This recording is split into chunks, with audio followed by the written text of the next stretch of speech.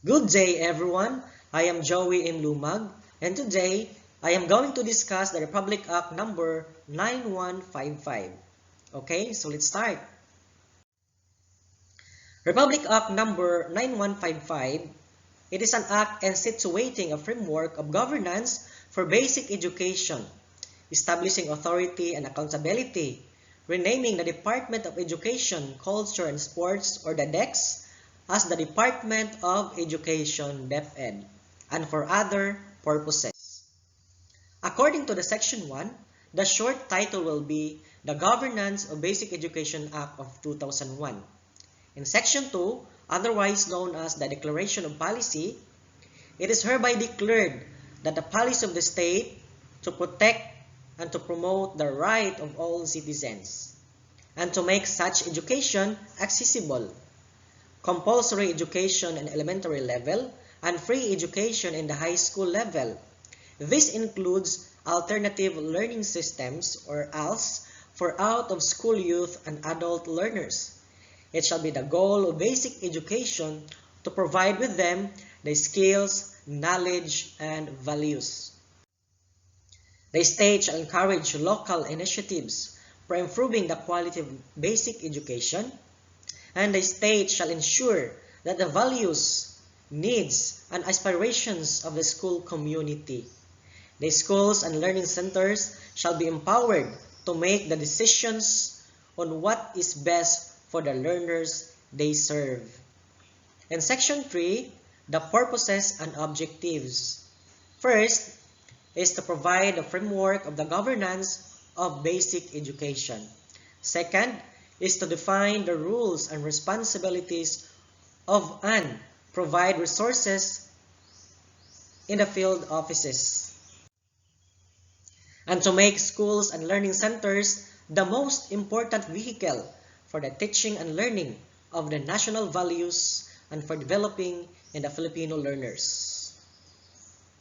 Next is to ensure that the schools and the learning centers receive the kind of focus, attention they deserve, and that educational programs, projects, and services take into account the interests of all members of the school community. Next is to encourage the schools and the learning centers to reflect the values of this community, and to encourage the local initiatives for the improvement of the schools and the learning centers.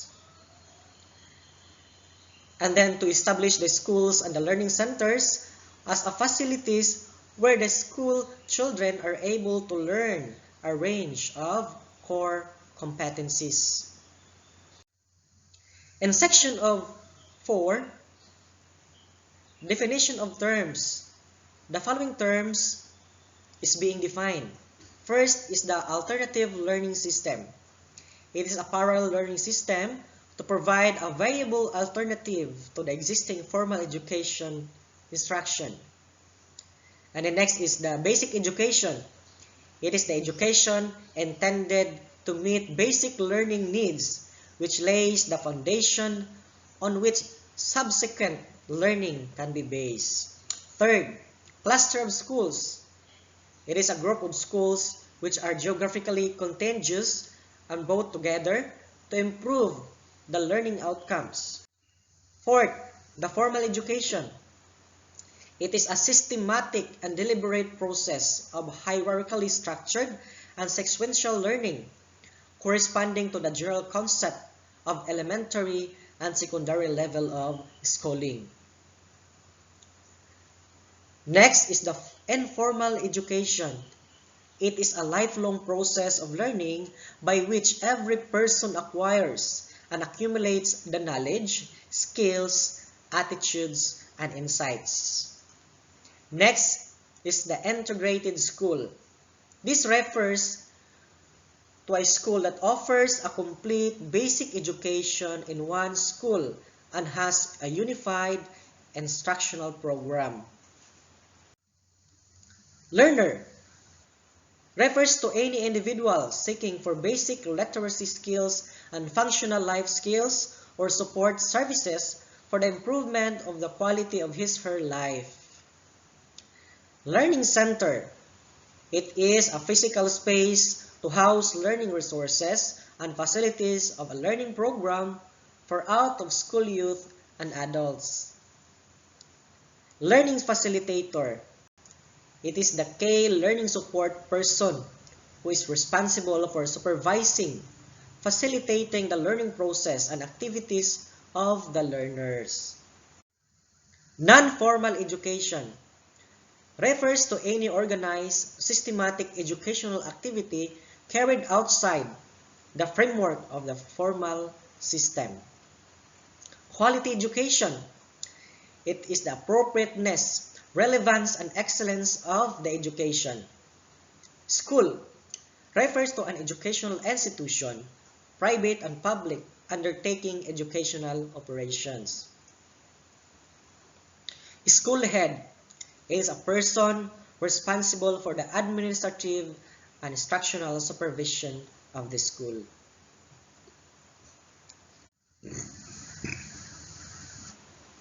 In Section 5, the principles of shared governance. Shared governance is a principle which recognizes that every unit in the education bureaucracy has a particular role, task, and responsibility. Second, the process of democratic consultation shall be observed in the decision-making process at appropriate levels. Third, the principles of accountability and transparency shall be operationalized and the performance of functions and responsibilities at all levels. Fourth, the communication channels of field offices shall be strengthened to facilitate flow of information and expand linkages. In Section 6, the governance. The Department of Education, Culture, and Sports shall be henceforth be called the Department of Education. It shall be vested with the authority, accountability, and responsibility for ensuring the access to promoting equity in and improving the quality of basic education. Arts, culture, and sports shall be provided for the Section 8 and 9 hereof. Now let's proceed to the Section 7. The powers, duties, and functions. The Secretary of the Department of Education shall exercise overall authority and supervision over the operations of the department. In the national level, the Secretary of Education shall have authority, accountability, and responsibility of the following. 1. Formulating national educational policies. 2.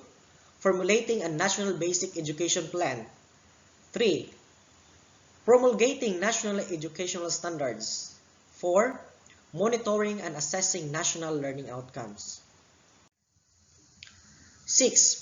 Enhancing the employment status of professional competence, welfare, and working conditions of all personnel of the department. 7. Enhancing the total development of the learners through local and national programs and or projects. The Secretary of Education shall be assisted by not more than 4 under-secretaries and not more than 4 assistant secretaries, whose assignments, duties, and responsibilities shall be governed by the law. Next is the regional level.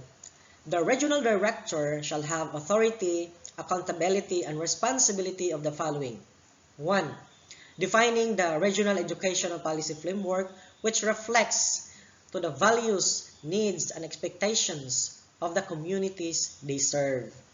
2. Developing the regional basic education plan. 3. Developing regional educational standards with views towards benchmarking for international competitiveness. 4. Monitoring, evaluating, and assessing regional learning outcomes. Number 6. Ensuring strict compliance with prescribed national criteria for the recruitment, selection, and training of all staff in the region and in the divisions level. Number 7. Formulating in coordination with the Regional Development Council the budget to support the regional educational. Number 8, determining the organizational component of the divisions and districts and approving the proposed staffing pattern of all employees in the divisions and district. 9, hiring, placing, and evaluating all employees in the regional offices except for the position of the assistant director, superintendents in the region.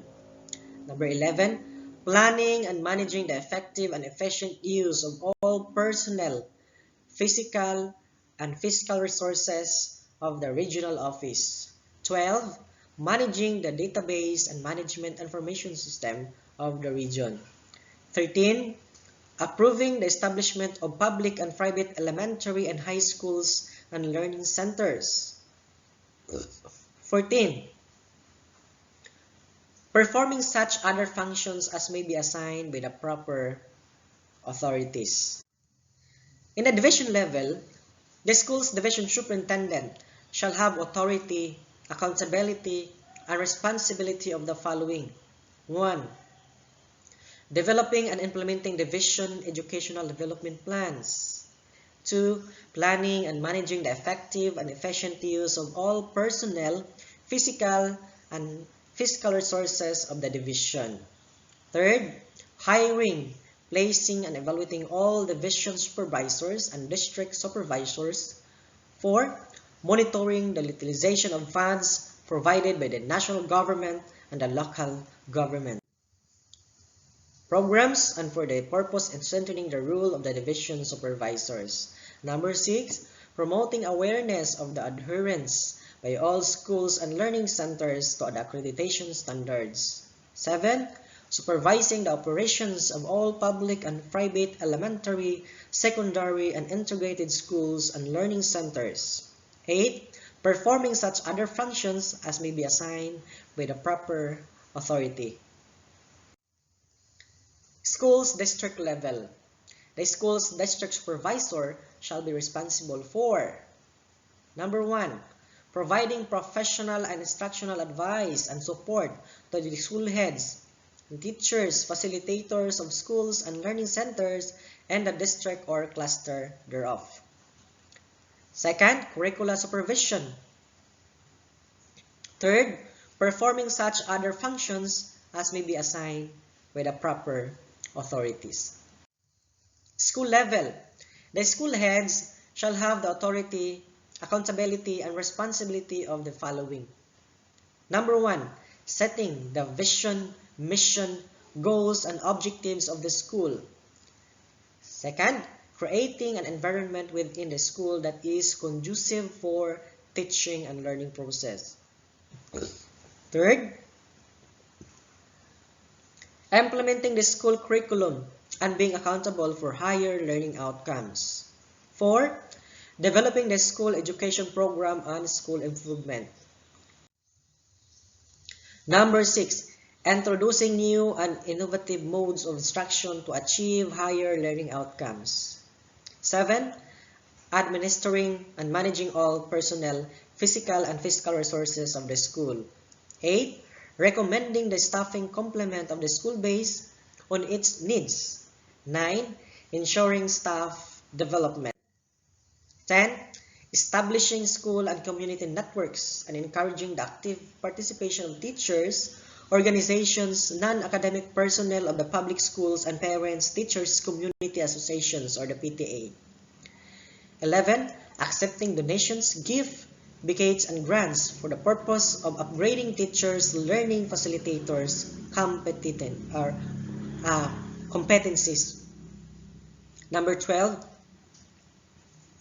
performing such other functions as may be assigned by the proper authorities. In Section 8, the transfer of cultural agencies. Cultural agencies, the Komisyon ng Wikang Filipino National Historical Institute, Records Management and Archives Office, and the National Library shall now be administratively attached to the National Commission for Culture and Arts, or the NCCA, and no longer with the Department of Education. The program for school arts and culture shall remain part of the curriculum. Abolition of the Bureau of Physical Education and School Sports. And Section 9, the abolition of BPESS, all functions, programs, and activities of the Department of Education related to sports competition shall be transferred to the Philippine Sports Commission or the PSC. The program for the school sports and physical fitness shall remain part of the basic education curriculum. Support and assistance of other government agencies. In Section 10, the Secretary of Education and the Secretary of Budget and Management shall, within 90 days from the approval of this Act, jointly promulgate the guidelines on the allocation, distribution, and utilization of the resources provided by the national government for the field offices, taking into consideration the uniqueness of the working conditions of the teaching service. The Secretary of the Department of Education, subject to civil service laws and regulations, shall issue appropriate personnel policy rules and regulations that will best meet the requirements of the teaching profession, taking into consideration the uniqueness of the working condition of the teaching service. In Section 12, the Commission on Audit, or the COA, in the issuance of the audit rules and regulations that will govern the utilization of all resources as well as the liquidation, recording, and reporting thereof shall take into account the different characteristics and distinct features of the department field offices, its organizational setup, as well as the nature of the operations of the schools and learning centers. And that's all my reports about the Republic Act 9155 or the Basic Education Act of 2001. And this is my reference. And thank you for listening. God bless us all.